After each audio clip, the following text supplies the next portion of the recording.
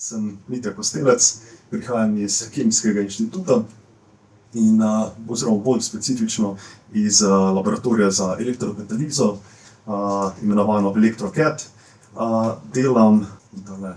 Študiram doktorski študij na Univerzi v Novi Gorici ter tukaj še podjetje EKPO, s katerim imamo industrijski projekt, ki financira moj doktorat.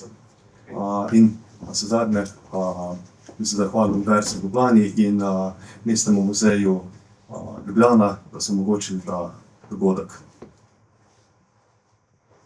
No, pa za začetek se spomnimo zim, ko so bile včasih, ko smo bili kakšnih 20 let nazaj, ko smo bili še mi otroci, smo se igrali v snegu, ali pa naši starši, recimo 40 let nazaj. Gremo še bolj nazaj. Slike iz leta 1950, ko so bile zime res bujne, tudi do 2 metra snega. In potem imamo današnjo sliko. Današnje zime niso več tako obilne, izgleda bolj ubogo. In ta razlog je okoljska kriza, globalno segrevanje. Lep pokazatelj je naš Triglav, oziroma Triglavski ledenik. Tale slika je malo več kot 100 let nazaj, iz leta 1905. In to je današnje stanje. In tu vidimo, da se vse skupaj dogaja pred našimi očmi. Se svet spreminja pred našimi očmi. Zakaj pa? Kako da je prišlo do vsega tega? V zadnjih 100 letih je prišlo do eksponentne rasti potrebe po energiji. Zakaj je pa prišlo do tega? Recimo, en faktor je, da je samo populacija na svetu v zadnjih 100 letih početverila. Urbanizacija, razvoj transporta in konec koncev razvoj potrošniške družbe. Da bi tem potrebam po energiji zadostili, smo se zatekli k precej nečistim virom energije in seveda nečistim procesom za izrabo te energije. Torej, prvi korak k boljši prihodnosti je preklop na energijo iz obnovljivih virov. Torej, kot so sonce, veter, voda in potem drugi korak, zatem je pa seveda preklop na bolj čiste procese. Torej, elektrifikacija transporta, bolj zelene rešitve, alternative proizvodnji in tako naprej. Da bi tole vizijo uresničili, se na našem Kemijskem inštitutu in mnogih organizacijah, podobnih organizacijah po celem svetu, po naših najboljših močeh, da bi to spravili v sedanjost. Tukaj vidimo Kemijski inštitut in Preglov center, znotraj katerega je tudi naš laboratorij, pa se kar sprehodimo vanj. No, da si za začetek poglejmo par primerov teh novih čistih procesov. Pri tem elektrokemija igra precejšnjo vlogo, oziroma kot bi naš šef rekel, elektrokemija bo rešila svet. Pa si poglejmo nekaj primerov. Torej, recimo cementarna. Pri tem procesu žganja apna imamo zelo visoke potrebe po toploti oziroma po energiji ter stranski produkt je CO2. Tukaj bi lahko zamenjali proizvodnjo na bolj zeleno, elektrokemijsko, kjer bi lahko opravljali to pri nizkih temperaturah in brez emisij CO2. Potem imamo železarno, zopet visoka temperatura, izpusti CO2. Alternativa je ali elektroliza, ali pa tudi redukcija s pomočjo vodika. Potem proizvodnja amonijaka v petrokemiji. Namesto iz fosilnih goriv, da bi kot surovino uporabljali CO2. Kloroalkalna industrija, torej kjer iz slanice, torej bi rekel iz morja, lahko pridobivamo klor, vodik in natrijevo bazo. Recikliranje plastike in še mnogi drugi procesi.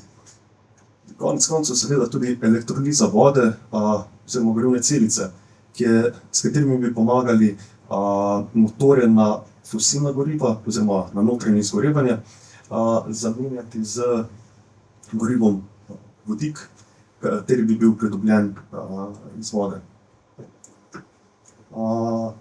Tako kot je uporaba elektrokemije razširjena, tako tudi naš laboratorij raziskuje različna področja, od CO2 redukcije, elektrolize, gorivnih celic. In tukaj imam prikazano recimo par primerov različnih testnih postaj, katere uporabljamo.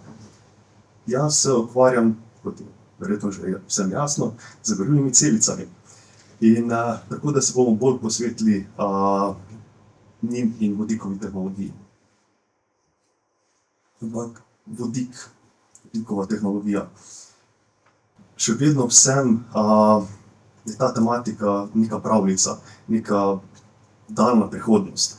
In zato se za začetek poglejmo, da to dejansko ni res, da je že blizu. Recimo, prvi primer je sveženj oziroma paket ukrepov s strani EU Fit for 55, oziroma po slovensko pripravljeni na 55-odstotno znižanje emisij do leta 2035. Del tega je recimo ukrep, ki govori o infrastrukturi do leta 2030.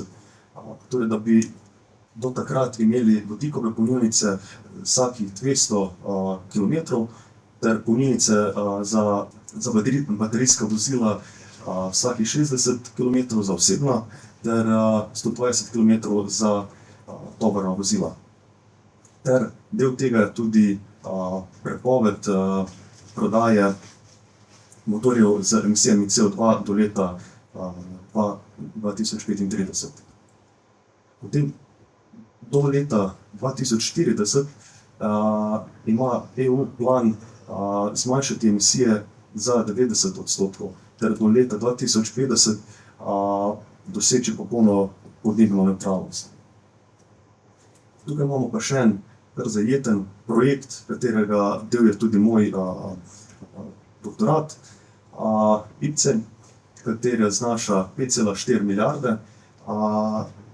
Namen njega je pa vlagati v celotno verigo vodikovih tehnologij, torej od proizvodnje vodika, shranjevanja, gorivnih celic ter uporabe v mobilnosti. Zakaj pa vodik še? Kaj je prednost njega? Zakaj ne direktno porabimo elektrike? Če si predstavljamo, imamo neko kočo, vikend v gorah, sredi gozda, ki ni ravno dostopno, nima ravno dostopa do elektrike. No, okej, si zamislimo, imamo sončne celice, ampak kaj pa ponoči? Pa ni te energije. In ta namen bi vodik zamenjal recimo trenutne agregate. Če to misel razširimo, imamo tukaj za en teden približno proizvodnjo zelene elektrike, torej predvsem vetrna in sončna. In vidimo, ja, podnevi sonce sije, ponoči ne. Veter enkrat piha, enkrat ne. In dobimo takšne presežke energije in potem tudi doline, primanjkljaj. če ta graf razširimo na cel mesec, vidimo, da so ti skoki precej bolj očitni. Point vodika je, da bi tele vse vrhove, ko imamo torej presežek energije, bi pretvorili v obliko vodika, shranili in uporabili, ko imamo dolino oziroma primanjkljaj. Okej, potem imamo pa vozila. Imamo že električne avte. Zakaj bi pa še avte na vodik? V primerjavi z navadnimi avtomobili, oboji so brez emisij, imajo boljšo učinkovitost, električni pogon, nizek hrup. Ampak kaj pa razlika? Kateri je boljši? Baterijska vozila imajo večjo efektivnost, nižje stroške in seveda nizek začetni strošek infrastrukture. To pomeni, da lahko kjerkoli postavimo, lahko zdaj doma postavite si polnilnico za baterijski avto. Po drugi strani imamo pa vozila na vodik, ki pa imajo daljši domet, precej hitrejše polnjenje in predvsem so na voljo za vse vrste vozil. Potem vprašanje, ki ga pogosto dobim, ali so ta vozila res tako varna? Tu imam jeklenko vodika v avtu, to bo vse razneslo. Ni čisto tako.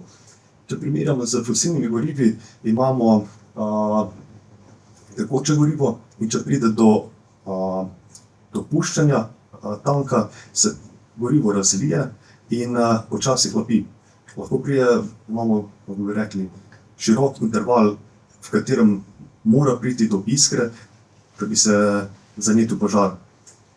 Po drugi strani imamo vodik, če ga prepikamo. Konc. Bo pobegnil. In tako da so v bistvu bolj varna vozila na vodik, kot pa na fosilna goriva. Imamo pa tudi seveda baterijska vozila, ki pa nimajo goriva, so z tega vidika recimo varni, ampak po drugi strani, če pa pride do nekega bolj grobega trka, do karambola in se baterija poškoduje, bi lahko prišlo do vžiga litija. Gašenje tega je pa precej težavno. No in tukaj imamo pa še primerjavo. Če preračunamo od vira, torej od proizvodnje goriva pa do uporabe, kolikšna je efektivnost, vidimo, da je vodik 2-krat bolj efektiven od fosilnih goriv, baterija pa še 2-krat bolj efektivna od vodika. In zdaj vas vprašam, kateri mislite, da bodo zmagali? Bomo se vozili v prihodnosti z baterijskimi ali z vodikovimi? Anybody? No, vizija predstavlja, da bi bila kombinacija obojega. Torej, baterijska vozila so najbolj efektivna, imajo največji izkoristek, vendar so omejena za veličino. Torej, za kakšne tovornjake, tankerje bi bila teža baterij enostavno ne bi se splačalo. In torej vizija je, da bi baterije pokrile manjši, lažji promet, ter vozila na vodik, kot so tovornjaki, tankerji ali pa letala, to bi pokrila. In da povemo zdaj, kako pa deluje gorivna celica. Imamo gorivo vodik in stopi noter na anodno stran, se razcepi na protone, elektrone, ker želimo izkoristiti elektriko iz te reakcije, jih omejimo, da ne morejo čez, tako da morajo okoli po tokokrogu, in potem na drugi strani se zopet združijo skupaj z kisikom iz zraka ter tvorijo vodo in toploto. Ker je reakcija na anodi približno med 100 in 1000-krat hitrejša kot na katodi. Ponavadi študiramo oziroma raziskujemo tole stran, katodno stran. Torej, tole je zdaj precej poenostavljena shema, tako da imamo zdaj tukaj malenkost bolj realistično. In ponavadi, če omenimo besedo elektroda, si večina ljudi predstavlja, da to je neka kovinska ploščica. Pri nas pa izgleda to bolj kot porozen sloj katalizatorja. In če potem še prikažemo realno stanje, če razplastimo, pokažemo, kako izgledajo sloji v realnem stanju. In testiranja lahko sicer izvajamo tudi, mislim, je najboljše, da izvajamo na celotni celici, ampak na laboratorijski skali sistem poenostavimo in odstranimo v bistvu drugo polovico. Pustimo samo katodo, tako da se ne posvetimo. Torej, sestavimo vzorec, stavimo v celico, tukaj je, se lažje predstavljate, ena izmed laboratorijskih merilnih postaj, ki jih uporabljamo pri svojem delu. No, potem pa v tej celici poskušamo različne aktivacije in spremljam, kako te vplivajo na lastnosti materialov. Torej, cilj mojih raziskav je v bistvu aktivacija gorivne celice. Med aktivacijo potekajo različni mehanizmi. Nekatere si želimo, nekatere so pa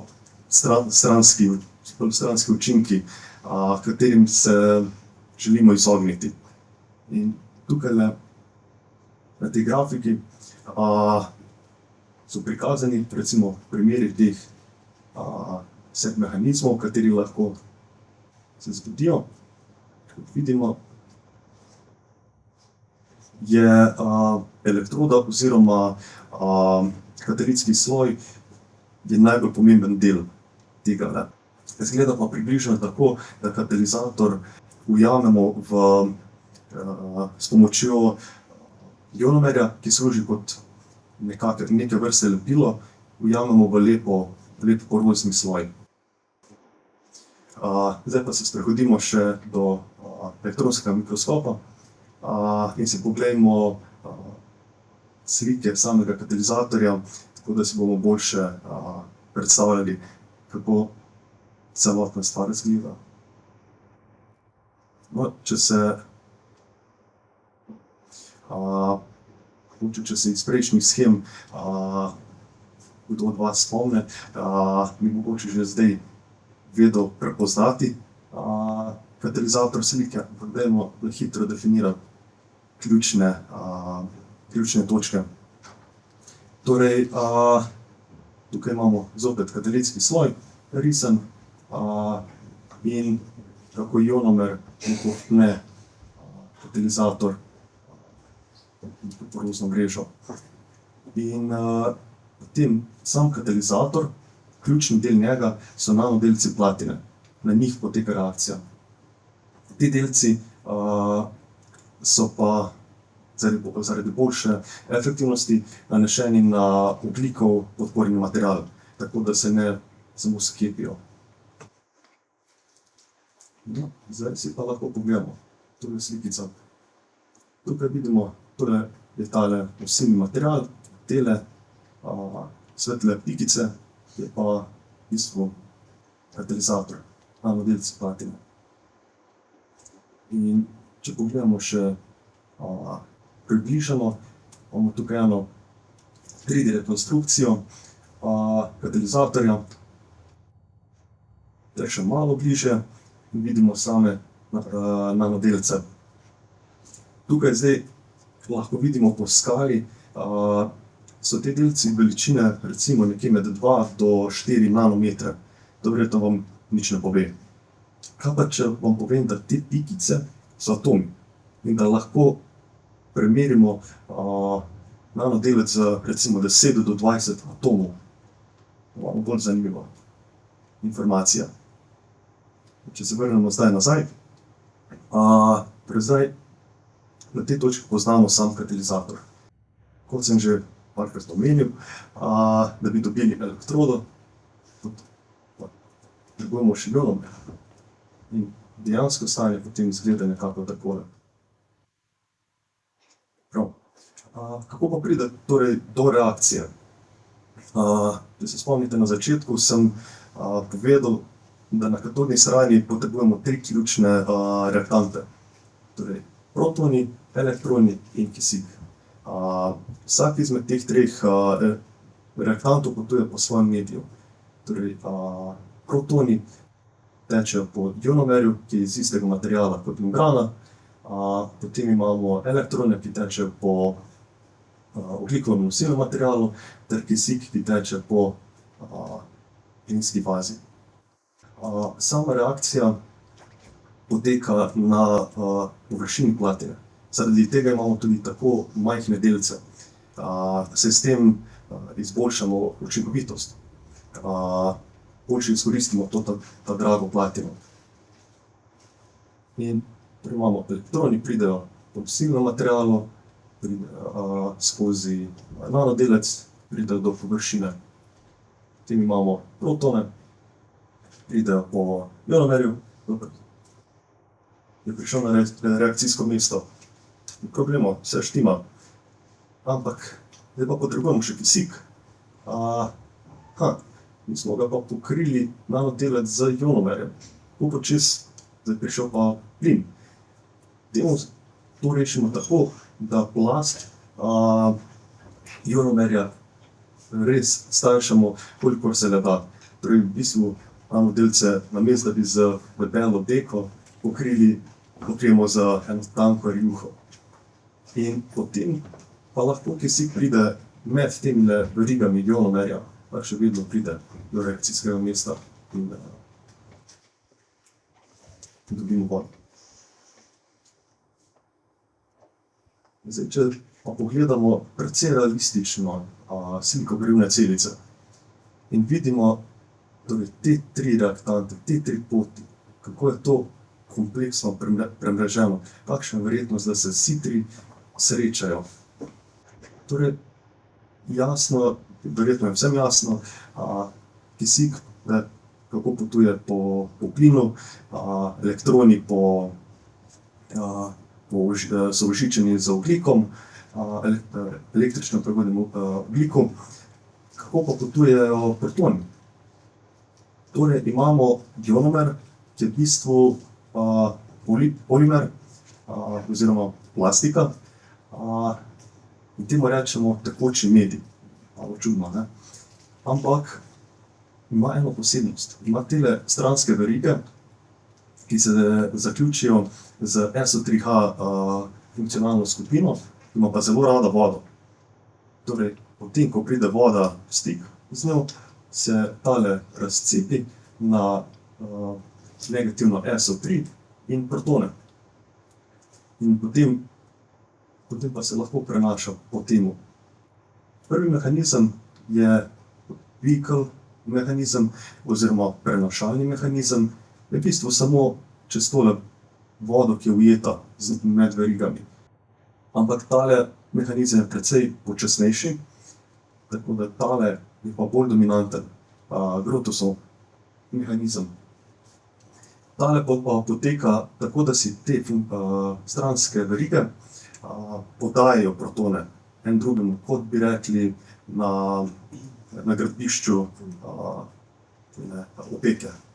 Se en drugemu podajajo.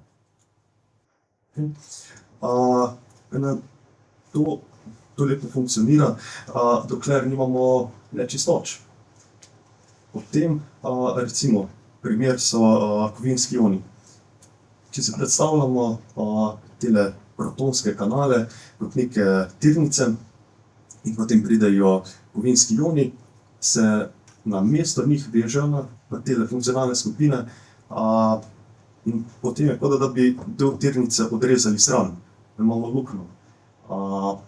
Torej si lahko predstavljamo, da se proces upočasni oziroma onemogoči. Potem druga negativna stran nečistoč pa je tudi ta, da lahko verige preplete. In s tem pa, kako bi rekli, zamaši kanale, skozi katere bi lahko kisik prišel do reakcijskega mesta. Zato moramo pred uporabo vsako gorivno celico aktivirati. Prva ključna točka je torej izpiranje nečistoč. Ampak to izpiranje to ni samo, vzamemo gorivno celico, pa jo malo polijemo z vodo v umivalniku. Tele nečistoče so precej majhne in so vezane oziroma prilepljene na površino katalizatorja. To storimo z recimo kakšnim napetostnim ciklanjem ali pa podobno. Potem druga ključna točka, drugi cilj je namočitev ionomerja in membrane. Torej, da vzpostavimo tele protonske kanale. Ter tretji in zadnji cilj je pa aktivacija platine. Torej, kisik ima precej rad platino, se rad veže na njo. Super. Ampak sicer malo preveč, ima preveč rad, se preveč veže. S tem, kot vidimo, nam pokrije površino in zakrije aktivna mesta, kjer bi lahko reakcija potekala. Torej, en izmed ključnih delov aktivacije je očiščenje oziroma redukcija tehle oksidov. Potem drugi del aktivacije platine je pa rekonstrukcija površine v bolj termodinamsko stabilno stanje. Vendar svet pa ni perfekten.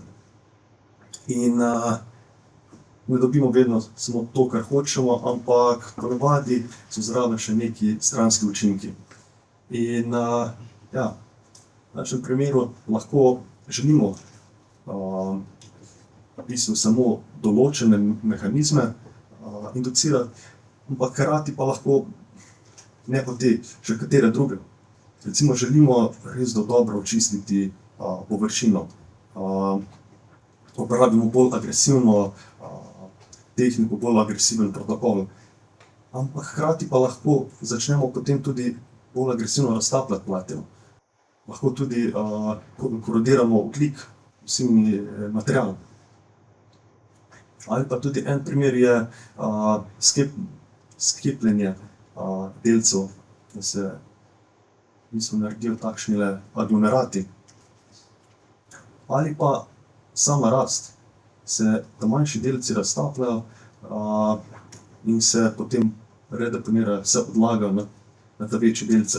Torej, v bistvu večji delci rastejo na račun majhnih. Tukaj vidimo identične lokacije, kako so zrasli. Torej, če nekako povzamemo, do zdaj smo predstavili, zakaj so gorivne celice tako zanimive, uporabne, zakaj jih želimo izboljšati.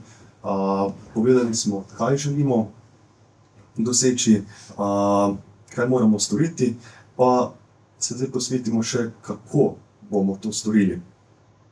Najenostavnejši način, da aktiviramo gorivno celico, je enostavno, da jo priklopimo na elektriko, na testno postajo in začnemo vzbujati različne toke, različne napetosti.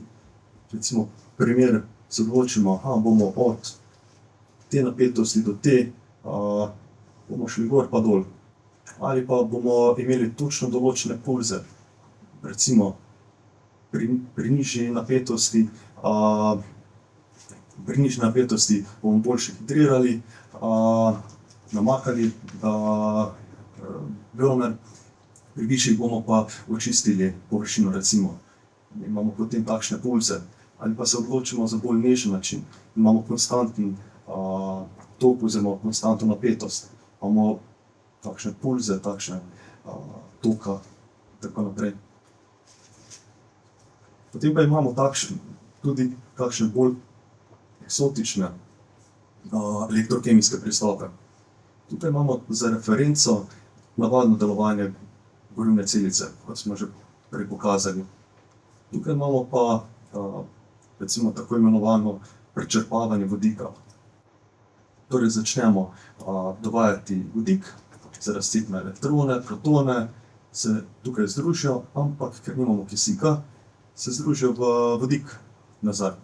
In s tem procesom vzbujamo reduktivno atmosfero in torej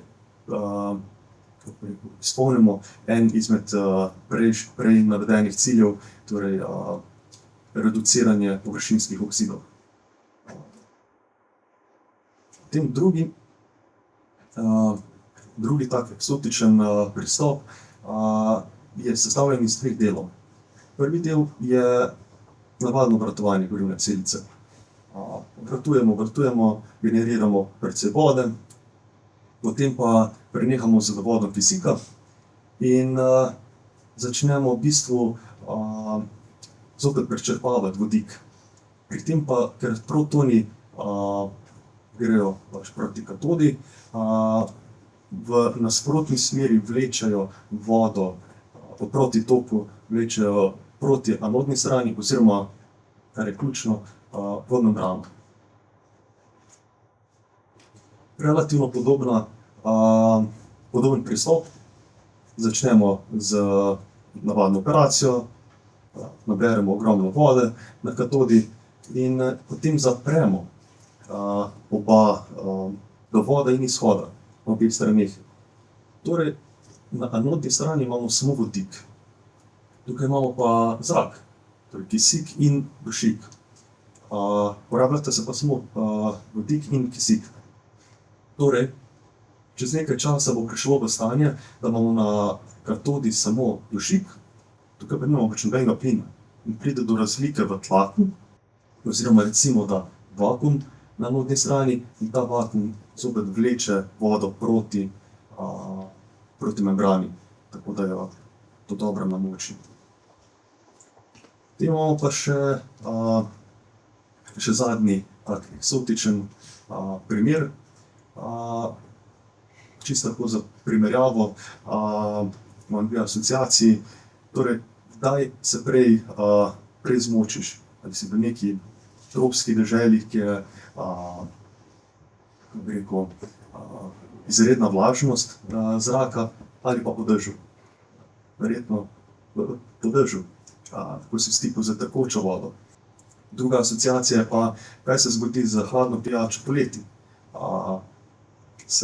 Se namoči, kondenzira, zarosi.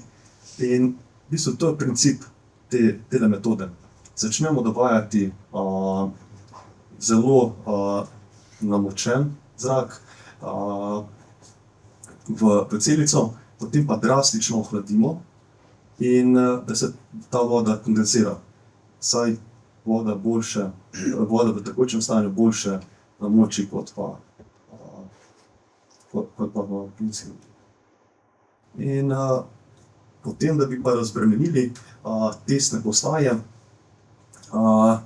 obstajajo tudi metode, recimo temu kemijskih pristopov, torej brez priklopa na elektriko. In prvi pristop je recimo pomakanje v deionizirani vodi. Recimo, naša celica precej fajn. Potem drugi pristop je v kropu, da vrejemo celico. En izmed pristopov je tudi namakanje v kislini. Ter lahko tudi kislino zavremo. Potem imamo pa še eno tole metodo za konec, je pa v bistvu naparjevanje gorivne celice. Oziroma, če si predstavljam, kot da bi jo poslali v spa, v savno. In to je v bistvu moj prispevek k temu, da bomo lahko tudi prihodnje generacije tudi ustvarjala takšne lepe spomine s svojimi otroci, kot so jih tudi naši starši oziroma stari starši. In s to mislijo bom zaključil svoje predavanje. Tako da se vam vsem zahvaljujem za pozornost in upam, da sem vam vsaj malo približal tole tematiko. Ja, pa še en lep pozdrav iz našega oddelka.